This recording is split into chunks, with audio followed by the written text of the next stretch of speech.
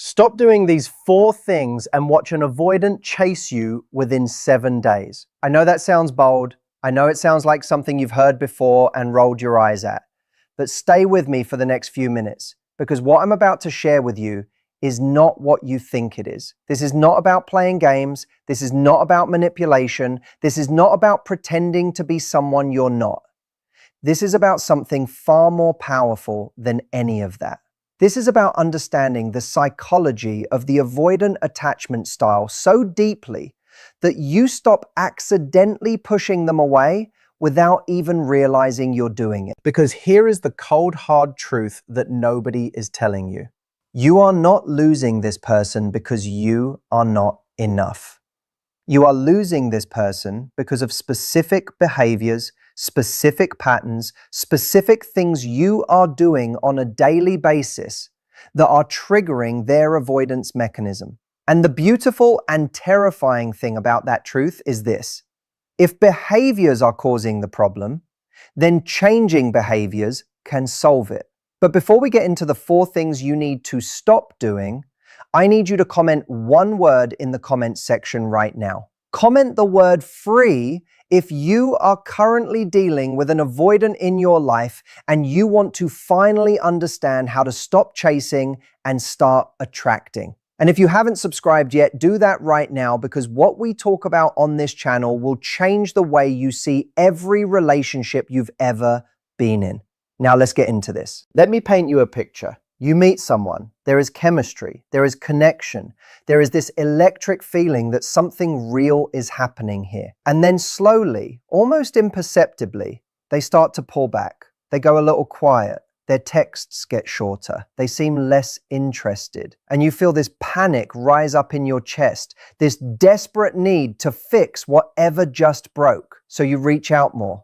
You try harder, you become more available, you make yourself smaller or bigger or whatever you think they need. And the more you do all of that, the further they seem to go. Sound familiar? This is the avoidance cycle. And the reason most people get completely destroyed by it is because everything that feels natural to do in that moment is actually the exact wrong thing to do. Let me explain what is happening inside the mind of an avoidant person.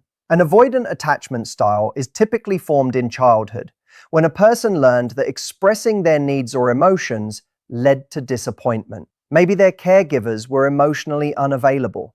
Maybe vulnerability was punished or ignored. So their brain developed a very sophisticated defense mechanism. Whenever intimacy or closeness gets too intense, their nervous system sends out a red alert.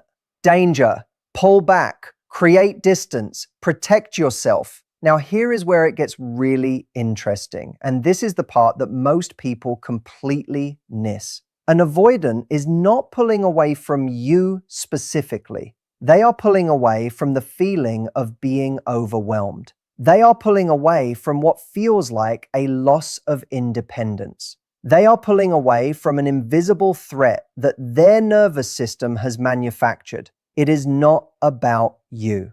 It has almost never been about you. But here is what happens. When they pull back, you panic. And when you panic, you start doing certain things. Completely understandable things. Human things.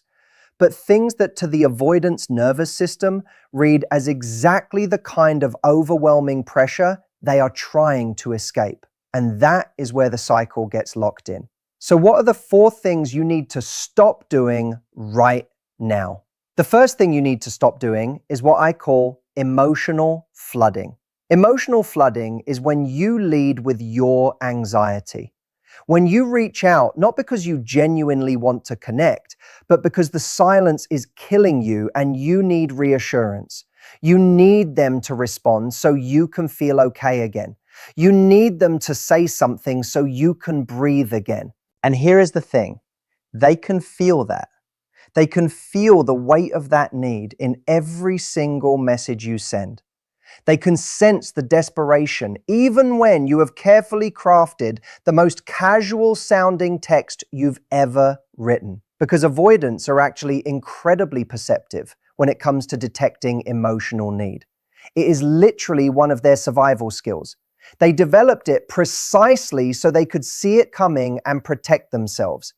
So when you send that third message in a row, when you call after texting, when you say things like, "I just need to know we're okay," or "I feel like you're pulling away from me," or "I don't understand what's happening with us," what you are actually doing is activating the very defense mechanism you are trying to overcome. You are not making them feel connected to you. You are making them feel cornered by you. Think about it from their perspective for a second. Remember, this is a person whose nervous system has learned that intimacy equals danger. So when you come to them overflowing with emotion and need and anxiety, their instinct is not to open up. Their instinct is to run. Now, I am not saying your feelings are wrong. Your feelings are completely valid. You are dealing with something genuinely painful and confusing, and it makes total sense that you are anxious. But the way you are expressing those feelings, or more specifically, the frequency and intensity with which you are expressing them, is working against you. What you need to do instead is this: feel your feelings, process them, but not with the avoidant. Not at first. Not while the dynamic is still this fragile. Journal them.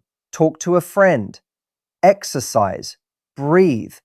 Give yourself the emotional release you need without making the avoidant the receptacle for all of that. Because when you come to an avoidant from a place of groundedness instead of anxiety, everything changes. When they can feel that you are okay, that you are not falling apart without them, that you have your own emotional regulation, something shifts. You stop being a source of pressure and start being a source of calm. And avoidants, despite everything, are deeply attracted to calm. The second thing you need to stop doing is over-explaining yourself. Oh, this one is so painful because it comes from such an honest place. When an avoidant goes quiet or seems distant, the urge to explain yourself is almost overwhelming. You want to explain why you said what you said. You want to explain that you didn't mean it the way it came out. You want to explain your feelings in such thorough and comprehensive detail that surely they will finally understand and everything will be okay. But here is what over-explaining actually communicates to an avoidant. It communicates that you are seeking their validation, that you cannot sit with the discomfort of them potentially misunderstanding you, that you need them to agree with your version of events in order to feel secure. And all of that is kryptonite to someone who is already feeling overwhelmed by the weight of your emotional world. Every paragraph you send, every voice note that starts with, "I just want you to understand where I'm coming from," every text conversation that goes on for hours because you are trying to achieve resolution through sheer volume of words, all of it is doing the opposite of what you intend. What you need to do instead is say less and mean more. When you do communicate, be clear, be direct, and then stop. Say what you need to say once, say it calmly, and then let it land. Trust that they heard you, trust that they are processing it, even if they don't respond immediately. Give them the space to come to their own conclusions without needing to manage their thought process for them. Avoidants actually respect people who can communicate with economy, who say something real and then don't chase it with 17 follow-up messages, who can be in the discomfort of silence without it breaking them. That kind of confidence, that kind of restraint is genuinely attractive to an avoidant in a way that hours of emotional explanation never will be. The third thing you need to stop doing is collapsing your own life. And this is perhaps the biggest one, the one that causes the most long-term damage, not just to the relationship, but to you as a person. When you are in the anxious pursuit of an avoidant, there is this almost gravitational pull toward making them the center of your entire universe. Your mood depends on whether they texted back. Your weekend plans revolve around whether they might be available. Your sense of self-worth rises and falls based on how warm or cold they are being on any given day. You stop seeing your friends as much. You stop pursuing your own goals with the same energy. You stop doing the things that light you up because all of your mental and emotional bandwidth is consumed by trying to figure out what is happening with this one person. And the devastating irony of this is that the more you collapse your own life for someone, the less attractive you become to them. Not because they are cruel, not because they don't care about you, but because an avoidant is deeply, instinctively drawn to people who have their own thing going on. People who are not waiting around. People who are genuinely busy, genuinely passionate, genuinely alive in their own right. When you had your own life, when you were doing your own thing and they were just one part of it, you were magnetic. When you collapsed everything in pursuit of them, you inadvertently became someone whose entire value proposition was being available to them. And that is not attractive to anyone, but especially not to an avoidant. So what do you need to do? You need to get your life back. Not as a strategy, not as a game, but because your life actually deserves your attention. Because the things you were passionate about before this person came along are still worth being passionate about. Because your friends miss you, because your goals are still valid, because you as a person have inherent value that exists completely independently of whether this one avoidant decides to show up for you. When you genuinely re-engage with your own life, something almost miraculous happens. The emotional charge of the situation drops. You stop sending those anxious messages because you are actually busy. You stop obsessing because you have other things to think about. And the avoidant, almost without fail, starts to notice, starts to reach out more, starts to wonder what you are up to.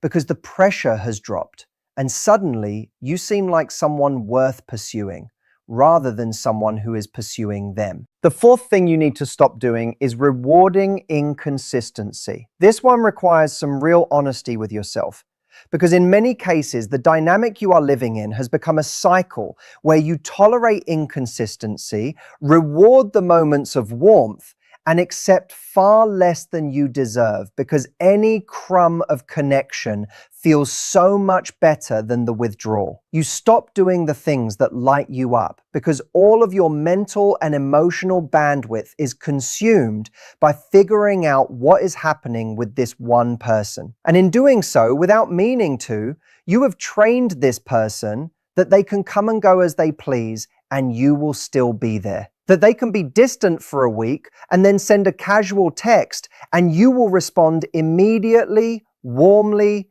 eagerly. That there are essentially no real consequences for treating you like an option rather than a priority. Now, I want to be very careful here because I am not saying you should be cold or punishing or play some elaborate revenge fantasy in your head. That is not what this is. What I am saying is that you need to develop and maintain actual standards about how you are willing to be treated. Not as a strategy to make them chase you, but because you genuinely deserve to be treated well. When someone who has been inconsistent suddenly shows up, you do not have to be immediately available.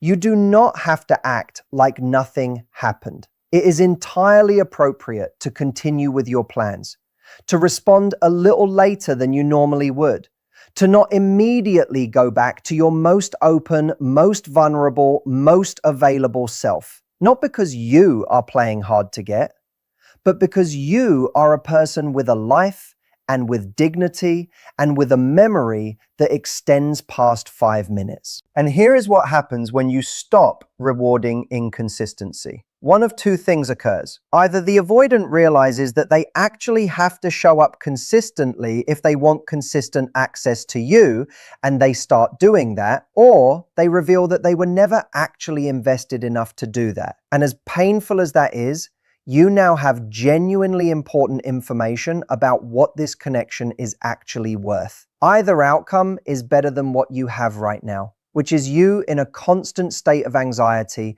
chasing someone who may or may not be capable of giving you what you need. Now let me talk about something that ties all four of these things together, because there is a common thread running through all of them, and once you see it, you cannot unsee it. Everything that makes an avoidant pull further away has one thing in common. It communicates that your entire emotional world is dependent on them. Every flooded message, every long explanation, every collapsed plan, every immediately forgiven inconsistency tells them the same story. I need you to be okay. I cannot function fully without knowing where we stand. You are the source of my okayness. And for a person whose deepest fear is losing their independence, being someone's emotional oxygen is absolutely terrifying. What makes an avoidant feel genuinely drawn toward you,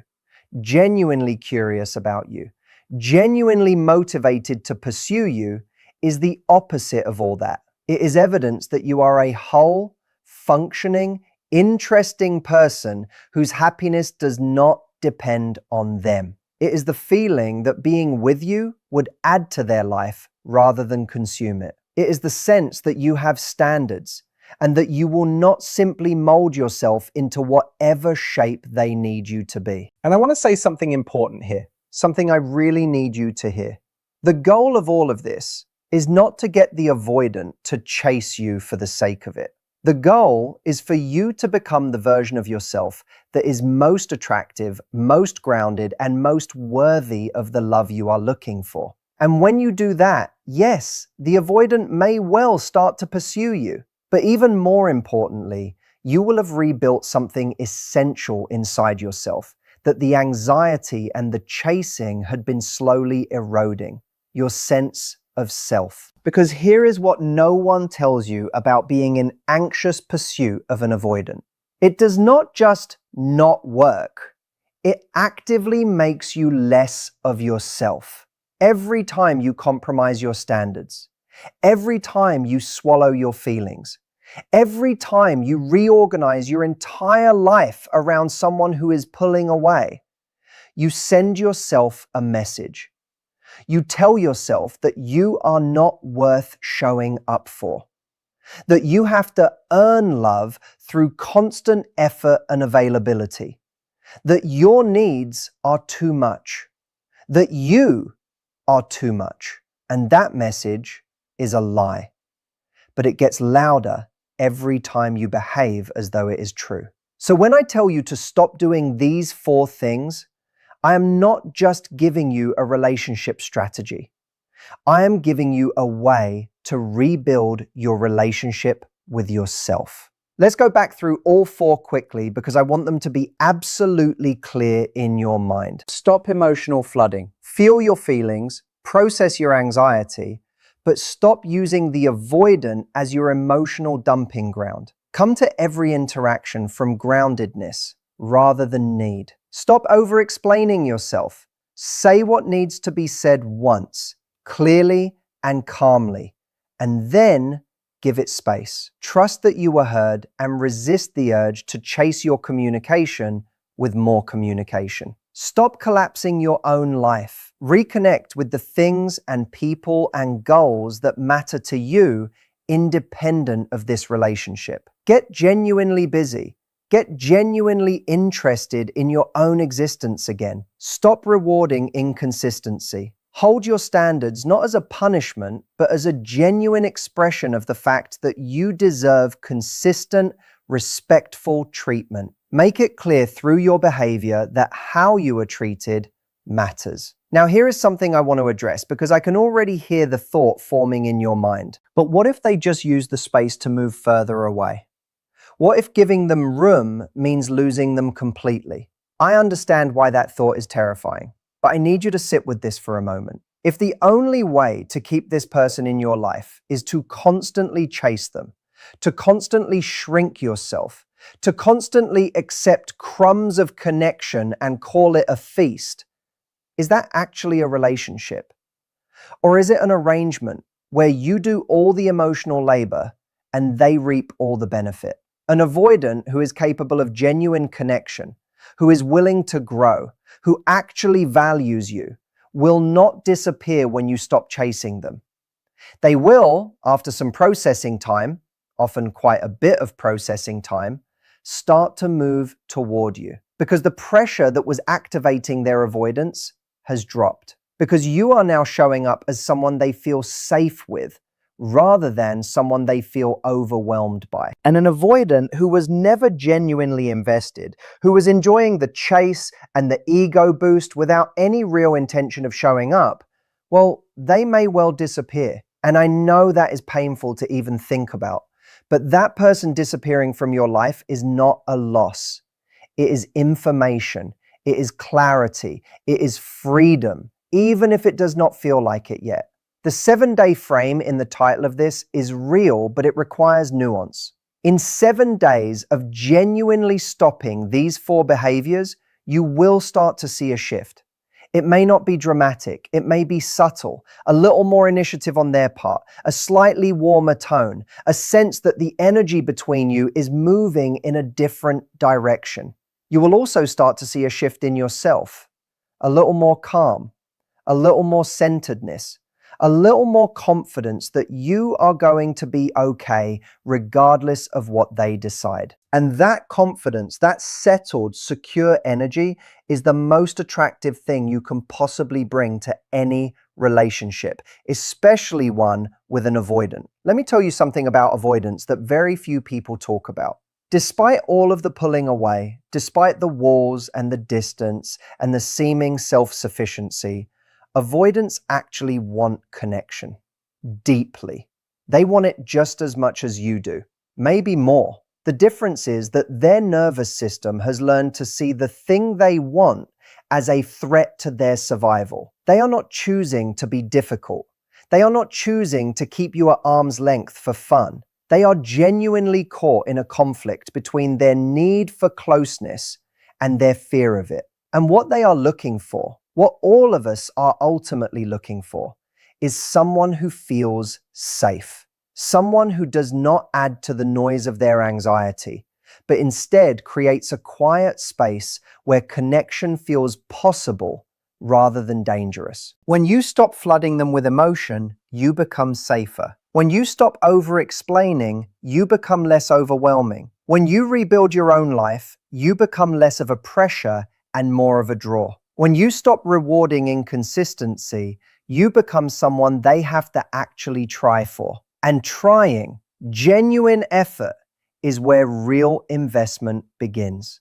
Now I want to give you a practical day-by-day sense of what this might look like, because abstract concepts are great, but you need something you can actually do tomorrow morning. In the first couple of days, the work is almost entirely internal. You are resisting the urge to reach out. You are sitting with the discomfort of the silence. And I will be honest with you, this is the hardest part. Your nervous system will be screaming at you. It will feel like inaction is the same as giving up. It is not. Inaction in service of your own groundedness is one of the most powerful things you can do. In this phase, the most important thing you can do is reconnect with yourself. Not as a strategy, as a genuine act of self-respect. Go back to the gym if you have been neglecting it. See the friends you have been canceling on. Work on something you care about, not to distract yourself, but to genuinely re-engage with your own life. In the middle days, you will likely start to feel a shift, either in them or in yourself or both. The silence may start to feel less suffocating. You may notice you are checking your phone slightly less often. And you may find that you have a little more capacity to think clearly about what you actually want from this situation. In the later days, if they do reach out, and very often they will, your job is to respond from that new centered place, rather than from the anxious, eager to please place you might have been operating from before. Be warm, be genuine, but be the version of you that has been rebuilding these past few days. Not the version that immediately forgets all of that the moment they send a casual hey. This is where people often undo all of their progress. They get a response, they feel that rush of relief, and they immediately go back to flooding, over-explaining, and being maximally available. And the avoidant feels the pressure return and pulls back again, and the cycle continues. Breaking the cycle requires that you hold on to what you have built even when they start reaching out, especially when they start reaching out. This does not being cold. It means being real, responding genuinely but not compulsively, being available but not instantly, being interested but not desperate, holding on to yourself even as you move toward them. There is one more thing I want to address before we wrap this up, and it is probably the most important thing I have said in this entire video. None of this works if you're doing it as a performance. Avoidance can sense the difference between genuine growth and a game. Don't do this to make them chase you.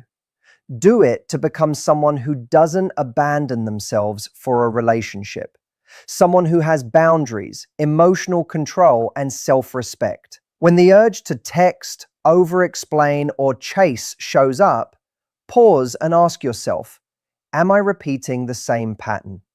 Then choose differently. You won't be perfect, you'll slip. What matters is returning to yourself every time. Each time you choose your own peace over anxiety, you become stronger. And here's the paradox. When you no longer need the avoidant to chase you to feel whole, that's when they're most likely to move closer. Secure, grounded people are magnetic. There's no guarantee they'll come back, but by doing this work, one of two things will happen. They'll start turning toward you, or you'll realize you no longer need to chase them. Both are wins. Comment free if this resonated with you. Subscribe for more, and I'll see you in the next video.